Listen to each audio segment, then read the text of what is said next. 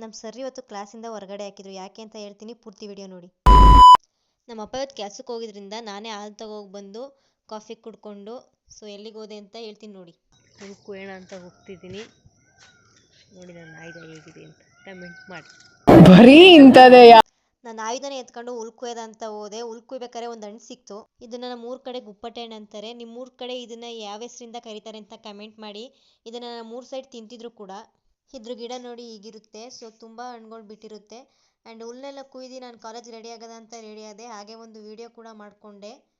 ಆಯಿತು. ಆಮೇಲೆ ನನ್ನ ತಂಗಿ ದೋಸೆ ಹಾಕ್ತಿದ್ಲು. ಅದನ್ನು ತಿನ್ಕೊಂಡು ಕಾಲೇಜ್ ಕಡೆ ಹೊರಟು. ನಾವು ಸ್ವಲ್ಪ ಲೇಟಾಗಿ ಕಾಲೇಜ್ ಹೋದೋ. ಅಲ್ಲಿ ನೋಡಿದ್ರೆ ನಮ್ಮ ಕ್ಲಾಸ್ ರೂಮ್ ದಂಡೆ ನಿಂತಿತ್ತು. ಯಾಕಪ್ಪ ಅಂದರೆ ನಮ್ಮ ಸರ್ರು ಲೇಟ್ ಆಯಿತು ಅಂತ ಕ್ಲಾಸ್ ಒಳಗೆ ಕೂಡ್ದೇನೆ ಈಚೆನೆ ನಿಂತ್ಕೊಳ್ಳಿ ಅಂತ ಹೇಳಿದರು.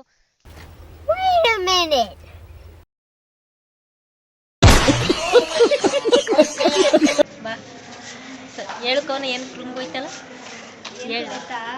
ಲೇಟ್ ಆಗೈತೆ ಇವತ್ತು. ಅದಕ್ಕೇನೆ ಸರು ಸೇರ್ತಾರೆ. ಈ ಒಂದು ಅದ್ಭುತವಾದ ಕ್ಷಣಕ್ಕೆ ಭಾರತವೇ ಸಾಕ್ಷಿಯಾಗಿದೆ.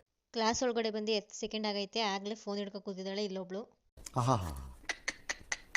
ನಿಮ್ಮ ಅಪ್ಪ ಅಮ್ಮ ನಿನ್ನದು ಏನು ಅಂತ ಹುಟ್ಟಿಸ್ಬಿಟ್ರು.